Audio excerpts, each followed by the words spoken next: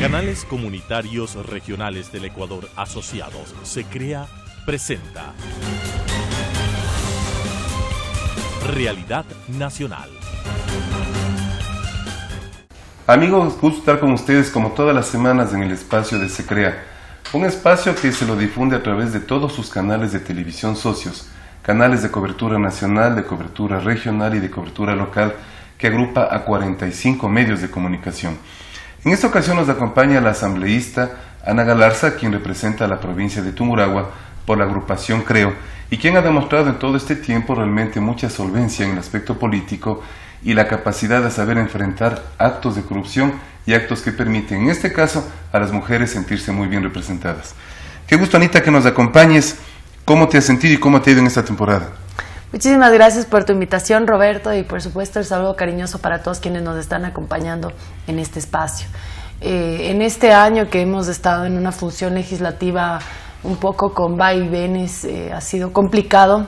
Hay dos segmentos de esta función legislativa. En la primera está José Serrano presidiendo la Asamblea Nacional y teniendo un papel fundamental en el encubrimiento de delitos contra la administración del Estado, cuando en realidad el papel que tenemos que cumplir nosotros como asambleístas es el de la fiscalización, no el del encubrimiento. Y por otra parte, la designación de Elizabeth Cabezas como presidenta de la Asamblea Nacional, donde se puede ver que hay una dirección muchísimo más apegada a la norma de una manera democrática. No es que nadie le está haciendo favores o le está permitiendo que haga lo que quiera, sino ella revisa lo que dice la norma y simplemente da cumplimiento a la misma, y considero que eso es como ecuatorianos lo que hemos estado esperando por muchísimo tiempo por parte de la Asamblea Nacional, porque hay que comprender que por más buenas iniciativas que nosotros presentemos, no solo en ámbito de fiscalización, sino también en ámbito legislativo, antes se anteponía los intereses políticos. Si es que un asambleísta de oposición tenía una propuesta excelente en el ámbito de legislación, no le daban paso. ¿Por qué? Porque no querían que se destaque, no querían que gane un espacio, porque sería un espacio menos para ellos. Y evidentemente eso no favorecía el proyecto político. Y en realidad a quien se dañaba es al país, porque el país era quien perdía la oportunidad de tener excelentes iniciativas legislativas y, por la parte de la fiscalización, librarse de funcionarios públicos que están usufructuando el dinero de todos los ecuatorianos. Ahora, con todo lo que acabas de mencionar, ¿cómo valoras tú este primer año de gobierno? Fuera de que seas asambleísta, fuera de que seas una representante política en el Ecuador, como ecuatoriana, ¿cómo valoras tú este primer año de gobierno? Como legisladora y como ecuatoriana recorro todo el país y recogiendo todas las necesidades ciudadanas, y la principal necesidad es el empleo. Del empleo y la estabilidad económica emanan muchísimas cosas que tienen que ver con el summa causa, el buen vivir, la salud, inclusive las relaciones interpersonales al interior de la familia. Muchas familias se han desintegrado por este tema de la falta de empleo, y nosotros básicamente lo que queremos es que exista esa estabilidad entre los ecuatorianos, que al menos alcance para lo necesario, que no falte nada. El presidente Lenín Moreno manifestaba que la propuesta de 1 millón de empleos, que era nuestra propuesta de campaña, era demagógica. Sin embargo, ofreció 250.000 empleos anuales por 4 años, daba 1 millón de empleos. Y no se trata si es que nos copió o no nos copió la propuesta de campaña. Se trata de que no la está cumpliendo. Le está fallando a los ecuatorianos, que tienen esa imperiosa necesidad de tener un espacio para poder laborar y con ese dinero evidentemente suplir todas las necesidades que tienen en sus hogares, y además de eso fortalece la economía en todos los aspectos posibles. Ha decrecido también la credibilidad en el presidente de la República, porque mientras él dice una cosa, sus ministros de Estado muchas veces dicen otra. Es el caso, por ejemplo, con la misma canciller de la República, María Fernanda Espinosa, que será llevada a juicio político por mi bancada de CREO. Se dedica a María Fernanda Espinosa a defender a un presidente que no tiene ningún problema con abrir fuego en contra de sus conciudadanos, genocidio se llama en muchos de los casos. Y por otra parte, Lenín Moreno manifiesta que ya en Venezuela se ha derramado muchísima sangre y que eso no debería continuar. El uno defiende la vida, la otra defiende a un genocida. Esto denota que quienes están rodeando al presidente de la República no son las personas más calificadas, y él ha solicitado la renuncia a todo su gabinete ministerial para hacer una evaluación.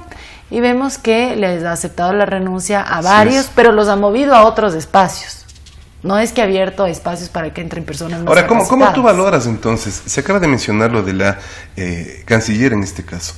Su actitud, que está viajando, no está presente. ¿Cómo valoras tú eso? Acabas de mencionar que se va a ir a juicio político y estás encabezando tú el proceso.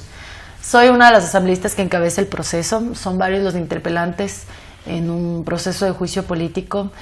Como le dije, yo recorro el país y uno de los clamores ciudadanos eran: esa canciller no puede seguir ahí, no puede tomarse el nombre de nuestro país para darle espaldarazos y respaldo a presidentes que no sintonizan con nuestra política, con nuestra Constitución de la República del Ecuador, que defiende la vida y muchas otras cosas más. Es decir, que se dedique a hacer una campaña a la presidencia de la Organización de Naciones Unidas para alimentar su vanidad y su ego con dinero de todos los ecuatorianos, mientras estamos en una crisis fronteriza. Y ella tenía que tener relaciones con la canciller de Colombia para que podamos tener un trabajo bilateral, porque el conflicto con la frontera norte es algo heredado. Los disidentes de las FARC no pertenecen, en este caso, a organizaciones de las Fuerzas Armadas Revolucionarias de Ecuador, sino las FARC es Fuerzas Armadas Revolucionarias de Colombia, y nosotros hemos tenido que un poco sostener el tema que viene del país colombiano. Comprendemos que tenemos que darles una mano y para eso se necesita coordinación, y para la coordinación, ¿quiénes están? Los ministros de Relaciones Internacionales. ¿Y dónde estaba María Fernanda Espinosa? De candidata para la presidencia de Organizaciones Unidas. Sí, 4 marinos fallecieron, 3 miembros del equipo periodístico del Comercio secuestrados y fusilados. Así es. Y 2 ecuatorianos que siguen secuestrados, que no tenemos fe de vida y que probablemente ya hayan... ¿Qué será frente a esto que el Estado ecuatoriano ha bajado el nivel? Ya no se oye tanto. Claro, a los familiares se les ha entregado la información, pero ya no como fue al inicio. ¿Ha bajado un poco la información o será que están estableciendo, con el cambio de los ministros, una nueva estrategia? No, yo pienso que el gobierno es muy reactivo a la coyuntura social, y como latinoamericanos, yo soy psicóloga, somos muy emocionales y las emociones son intensas pero a corto plazo, ¿sí? Y vamos a hacer un análisis de cómo maneja muchísimo la psicología social el presidente de la República. Medio Ecuador había visto lastimosamente las fotos de los periodistas fusilados. Acribillados, sí. Acribillados. Todos sabíamos lo que había pasado. No era montaje. Un montaje uno puede determinar. No era un montaje.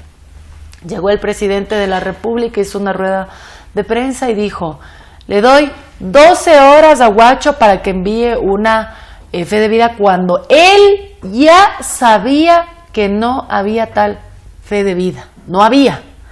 Pero él con esas 12 horas quiso ganar que un poco se baje la intensidad de la emoción, de la indignación de la ciudadanía, al reconocer que sí, se les fue de las manos, que no pudieron recuperar a los 3 miembros del equipo periodístico del diario El Comercio. Y aquí no se trata de que sean periodistas, se trata de que son ecuatorianos, al igual que los 2 ecuatorianos que están siendo secuestrados, que por alguna razón no tiene la resonancia. Puede ser porque el gobierno reconoce que ya, como no hay esa exposición mediática, los ecuatorianos en general un poco se encuentran relajados en el tema y no tienen esa presión de comunicar qué es lo que está sucediendo, pero no son menos importantes, son importantes, al igual que todos los que han sido víctimas de los disidentes de las FARC. Un tema que Ecuador entero y los medios de comunicación estamos obviamente a tiempo completo y tras la pista, porque deben darse soluciones. Y en este caso ustedes como sector político, como asamblea, de la misma manera. Avanzando en el tema y en el diálogo, con la salida del ex fiscal, con la presencia entonces y las pruebas de la conversación de José Serrano con Carlos Poli, ¿en qué quedó eso? ¿O solamente la solución era que salga el fiscal y el resto ahí quedó? De hecho, el Consejo Transitorio designó un fiscal encargado, que es el fiscal Pérez Reina. Él tiene un currículum bastante limpio, esperemos que así se mantenga. Es difícil mantenerse en la línea de lo correcto cuando están en un puesto muy susceptible a la corrupción. La justicia es un espacio donde No siempre el inocente es el que no ha cometido un delito, sino el que tiene mayor influencia. Qué pena, es así, pero qué pena. Así es, lastimosamente. Y se han cometido muchísimas injusticias por el vil dinero y esperamos que eso no suceda en el caso del fiscal del fiscal Pérez Reina, sobre todo en el tema del vicepresidente Jorge Glass. Ha sido algo que se dio con muchísimo esfuerzo. Y yo lo puedo decir que se dio con muchísimo esfuerzo porque fui una de las personas que más impulsó el tema. También está César Montúfar, es decir, es un grupo de ecuatorianos, ¿sí? De ecuatorianos que veíamos la necesidad de que no reine más la impunidad, porque corrupción siempre ha habido. No vamos a decir que, bueno, aquí Rafael Correa llegó y se inauguró la corrupción en el país, pero sí se hizo un sistema, una red de corrupción e impunidad. Es decir, Pedro Delgado se determina que falsifica su título y por ende incumplió muchísimo de la normativa. En nuestro país sale el presidente de la República a poner las manos al fuego por Pedro Delgado, a decir que él renuncia si le demuestran que ha falsificado su título, y en el momento en que ya se determinó la ilegalidad que había cometido el primo del presidente Correa, le dio permiso para que se vaya a un matrimonio y que ahí iba a regresar a responderle a la justicia. ¡Qué farrón!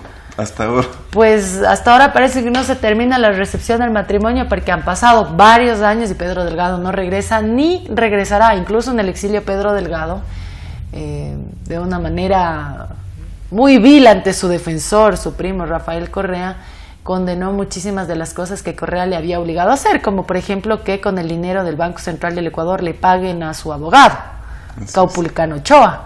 Y eso es distraer dinero público para fines personales del presidente. Eso es un delito.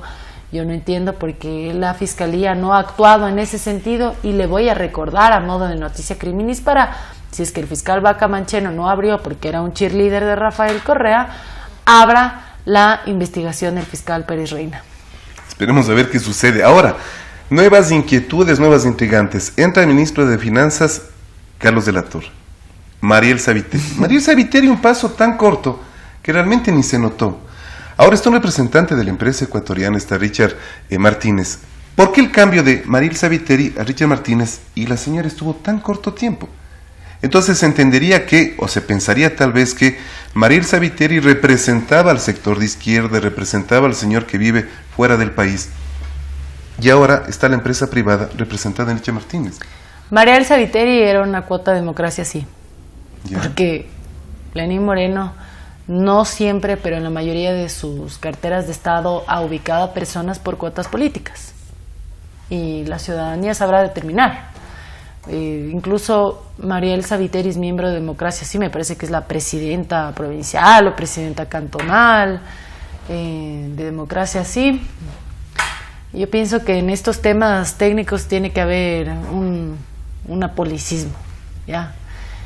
Estuvo 2 meses, tal vez como ecuatorianos no lo sentimos, pero el Estado lo sintió, el Ejecutivo lo sintió, porque el riesgo país se elevó inmensamente. ¿Por qué? Porque cuando Mariel Sabiteri fue ministra de Rafael Correa, se caracterizó por el default. El default es no reconocer la deuda por considerarla dudosa, y eso tiene que un tribunal de arbitraje determinar. Si es deuda legítima, pues tendrá que pagar, o si es ilegítima, no. Pero ella desconoció la deuda. Y en el momento en que alguien deja de pagar, pierde confianza y aumenta el riesgo. Entonces, si hay alguien que tiene riesgo de pagar y tú te arriesgas a prestarle dinero, le prestas casi que al chulco internacional, con intereses sumamente altos, que como país no estamos en la condición de pagar, porque estamos atravesando una grave crisis económica. Cuando Rafael Correa decía, les dejé la mesa servida en materia económica, él se equivocó, quizá leyó mal el teleprompter, porque él tenía que ser, le dejé aguas servidas en materia económica, porque estamos con el tema de la deuda sumamente elevado, y claro, él no va a pagar, vamos a pagar todos los ecuatorianos, y él dirá, ¿y yo por qué tengo que pagar si las obras son todas suyas? Pero las coimas, ¿quiénes se llevaron? Sus machis compañeritos. Cuando se habla de estos temas, también se ha hablado en estos últimos días de $5 millones en relación a Julián Assange. ¿Qué decir a eso? El tema Julián Assange es otro de los agravantes en el tema del juicio político a la ministra de Relaciones Internacionales, la canciller María Fernanda Espinosa. Fue un escándalo cuando se le quiso nombrar miembro del cuerpo diplomático del Ecuador. Parecía un pasquín, nadie lo creía. Pero era verdad. Ella lo reconoció y nos hizo pasar una vergüenza internacional cuando en el numeral 1 ella de sus funciones ella está llamada a cuidar la buena imagen del país. Ella se cree redentora, o será su discurso de que ella lo hacía por salvarle la vida a Julian Assange. Claro, se preocupa de salvarle la vida a Julian Assange, pero por otra parte le da espaldarazos a presidentes que piden que se abra fuego en contra de sus compatriotas, y no muere uno, sino mueren cientos. Entonces esas contradicciones de la muy pro vida con Julian Assange y la muy que vive el genocidio con Nicolás Maduro y otros nefastos dirigentes, pues no tiene sentido. Y 5 millones de dólares que supuestamente fueron destinados para cuidar a Julian Assange y que después terminaron espiándolo. Yo tengo mis dudas al respecto. Yo pienso que el Estado ecuatoriano siempre le fondió a Julian Assange para que él, como el mejor hacker del mundo, pueda tener información de todos quienes le resulten incómodos al Estado ecuatoriano. Y también la protección que se ven obligados a darle es porque el mejor hacker del mundo también puede saber cómo se da un fraude electoral o dónde tiene el dinero escondido alias vidrio o machis compañeros. ¿Será tal vez que la sabiduría popular, nadie da nada por nada, se está cumpliendo? Yo creo que en el caso de Julian Assange y esta relación que tiene con el gobierno ecuatoriano es porque cada uno necesita del otro, pero no necesariamente para los mejores fines, ¿sí? Y eso lastimosamente se da con el dinero de todos los ecuatorianos. O sea, para ellos gastan en 5 millones de dólares. Todavía hay personas que viven en carpas en Manabí. No, pues que hay que pagar 5 millones de dólares para espiar a Julian Assange. No se pagan bonos de incentivos jubilares a los maestros jubilados, que eso está como derecho en la Constitución, no les están haciendo un favor. No, pero es que hay que pagar 5 millones de dólares para espiar a Julian Assange. Hay necesidades prioritarias antes que gastar 5 millones de dólares en espiar a quienes utilizan ustedes para que espíen a los ecuatorianos que les resultamos incómodos porque estamos cumpliendo con nuestro trabajo. Ahora, ¿qué decir del Consejo de Participación Ciudadana y Control Social Transitorio? Está actuando, varios funcionarios públicos ya no están, se entendería que varias dependencias van a desaparecer. La misma Superintendencia de Comunicación, la Supercon, salió su principal, el señor Ochoa. El presidente ha anunciado que va a desaparecer institución. Se entendería entonces, recalco, que el organismo está trabajando en beneficio del pueblo y cumpliendo su función. Está cumpliendo con lo que manifiesta el mandato popular, en el anexo 3 de la consulta popular. Dentro de la Asamblea Nacional, de algún sector movido por hilos de José Serrano, y yo tengo que decirlo porque la gente tiene que saberlo, el asambleísta Daniel Mendoza, lastimosamente, porque es un chico tan joven, pero es el tonto útil de José Serrano. Es más, José Serrano salió de la presidencia y Daniel Mendoza adoptó a sus asesores. Entonces es como que su brazo ejecutor, porque José Serrano va rara vez a trabajar. Ya.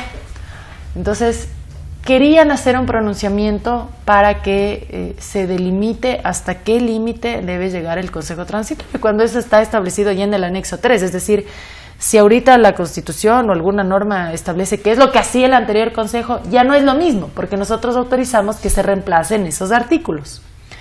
Pero era necesario abrir el espacio de debate en el Pleno de la Asamblea Nacional. Sí era necesario. ¿Por qué? Por lo que pasó también con el juez de Balsas. Él concedió una medida cautelar para una acción de protección, por el tema de la suspensión del concurso de asignación de fiscales. Entonces ya había un sector que estaba parándole al Consejo Transitorio. Y eso no es lo que el país necesita, porque francamente ha sido un alivio para nosotros que el Consejo Transitorio nos esté dando la razón y le marque la pauta a la Asamblea Nacional. O sea, ahora la presidenta de la Asamblea Nacional sabe que tiene que dar paso a los procesos de fiscalización, porque si no lo hará el Consejo Transitorio. Y la Asamblea Nacional nuevamente terminará como que no hace absolutamente nada. Y no es porque nosotros no queramos, sino porque depende de quienes toman las decisiones al interior de la Asamblea. Me refiero al CAL. Y en eso el CAL entonces estaría actuando, ¿se vería que está actuando de manera correcta o le falta fuerza? En el tema del juicio político a Gustavo Yalc pasó. Cuando estuvo José Serrano no pasó y tenía lo mismo. Y en el CAL también se estancó el juicio político a Jorge Glass. Me sancionaron por fiscalizar. O sea, era el mundo al revés. A quienes había que fiscalizar, los salvaban. Y a quienes fiscalizaban, los sancionaban. Entonces que ahora se está actuando de manera correcta. ¿Y el posicionamiento de la Asamblea Nacional va a empezar a subir o se mantendrá en los niveles en los que está? Porque la sociedad de alguna manera reclama qué pasa con la asamblea. No directamente cada uno de los asambleístas, sino en general con el cuerpo colegiado. Nacional, sí. ¿Qué pasa con la asamblea? Y yo me uno, porque créanme, si como ciudadana me indignaba en cómo se veía la Asamblea Nacional y por eso decidí mojarme el poncho y meterme en política, porque no era política, era porque veía una inacción, un encubrimiento pero nefasto. Y en el momento en que estás adentro te das cuenta que es peor de lo que te imaginas afuera. Los cabildeos y los tejes y manejes y los intereses políticos sobre los intereses ciudadanos es vomitivo. Y eso se da no solo en el oficialismo. Todo. ¿Quién vota por María Alejandra Vicuña para vicepresidente de la República del Ecuador? Sacamos a Jorge Glass de la vicepresidencia como la oportunidad de dignificar la vicepresidencia de la República del Ecuador. Entonces, hay 16 millones de ecuatorianos con muchas cualidades y aptitudes y va el presidente y selecciona a María Alejandra Vicuña, la reina del nepotismo. Es que es inaceptable. Entonces ahí se ve que no solamente se arreglan los votos en el sector del oficialismo, sino también se arreglan los votos con ciertos asambleístas que, bueno, no sintonizan todavía con el sentir ciudadano. Nosotros estamos para hacer eco de lo que la ciudadanía pide. La ciudadanía está harta de la canciller. ¿Quiénes somos su brazo al interior de la Asamblea Nacional? Los asambleístas. La ciudadanía quiere trabajo. ¿Quiénes tenemos que buscar la manera que mediante legislación se pueda viabilizar el tema de las fuentes de empleo? Los asambleístas. Entonces, sí, yo pienso que la calificación de la Asamblea Nacional será un poco mejor a la anterior y se ha mejorado desde que está Elizabeth Cabezas presidiendo la Asamblea Nacional, pero falta muchísimo por hacer. Falta mucho, inclusive por cambiar hasta la imagen. Y falta voluntad política, porque no solamente el bloque de Creo va a ser el que fiscalice. ¿Qué pasa con los otros bloques? No podemos hacerlo todos nosotros porque 4 años no nos van a alcanzar. Y es la verdad. Entonces, para que la ciudadanía sienta un verdadero trabajo de la Asamblea Nacional, tiene que haber voluntad política de los 137 asambleístas. Lastimosamente a muchos les quedó muy grande el cargo y si les gusta llegar a la Asamblea Nacional a comprar joyas, váyase a su casa, compre las joyas, cante lo que quiera afuera, pero dentro de la Asamblea Nacional se necesita gente que trabaje y que asista. Lo que siempre se dice, los ecuatorianos somos quienes cancelamos esos sueldos. Finalmente, estamos llegando a la parte final, mi querida Anita. ¿Qué decir como mujer, como ambateña, como tumuragüense, de todo este proceso lastimoso que nos dolió a los ecuatorianos con el señor Manuel Alarcón, que en su taxi fue asesinado, salió en las cámaras? ¿Qué acciones va a tomar, qué aporte va a dar la Asamblea Nacional para endurecer las penas, para cambiar las leyes? ¿Qué se va a hacer? Porque eso fue en Ambato, ha sucedido en todas las ciudades y provincias del país. Pero ahora fue tan duro porque salió todo en video, se viralizó lastimosamente. ¿Pero qué hacer como asambleístas? Sí, por el momento no vamos a pedir que se endurezcan las leyes. Hay mucha gente que dice cierran fronteras y en lo personal yo no estoy de acuerdo con eso, porque no todas las personas que vienen del exterior son malos elementos. Conozco gente maravillosa que ha aportado muchísimo para el país y la delincuencia no está ligada a la nacionalidad de... Así es. La delincuencia es el acto, lo cometa quien lo cometa. Pero Ecuador es nuestra casa y los ciudadanos son nuestra familia. Y usted a su casa, para que comparta con su familia a alguien, tiene que saber al menos quién es. Bienvenido, quién eres. No les dejas pasar a cualquier persona porque no sabes las intenciones o los antecedentes que pueda tener. La ley de movilidad humana es muy clara. Para tener una residencia temporal o permanente tiene que presentar los antecedentes penales de el país en el que vivió los últimos 5 años. Esa ley es vigente, no la hice yo y la tengo que respetar. La defensora del pueblo, Gina Benavides, es una defensora de los derechos humanos. Yo también, porque en algún momento en la Asamblea Nacional me solidaricé con el éxodo que están viviendo nuestros hermanos venezolanos. Si salen de Venezuela, no es porque están felices con lo que sucede en su país. Ahora bien, lo que pedimos es que las autoridades cumplan los controles migratorios, que la gente buena permanezca aquí en el Ecuador y que las personas que vienen a hacer daño, pues somos de fronteras abiertas. Así como entraron, tienen que salir. La defensora del pueblo pide que no hayan controles migratorios. Respeto, pero no comparto. Yo estoy aquí para defender sobre todo a los ciudadanos ecuatorianos y a todos quienes sean bienvenidos acá a hacer un mejor Ecuador. Muchísimas gracias, Anita Galarza, por sus criterios y comentarios Realmente es enriquecedor escuchar a una dama que nos permita conocer más aspectos sobre la Asamblea y que represente en este caso a Tungurahua y al país. Muchísimas gracias, Anita. Muchísimas gracias, Roberto. Un gusto y con ustedes, amigos, hasta la próxima semana. Transmitida por Unción, Nordvisión, Color TV, Oca TV, Canela TV, TV+, UCSG Televisión, Costranera, ABC TV, TV Norte, V Televisión, TV Agro, Manavisión, TV Manavita, Saracay TV, Teleandina, RTU, Asomavisión, Telesucesos, Unimax, Ecovisión, Lídervisión, TVS, Ecuavisión, Telegalápagos, Telemar, Televisión Católica, Los Encuentros. Canales Comunitarios Regionales del Ecuador Asociados, SECREA, presentó Realidad Nacional.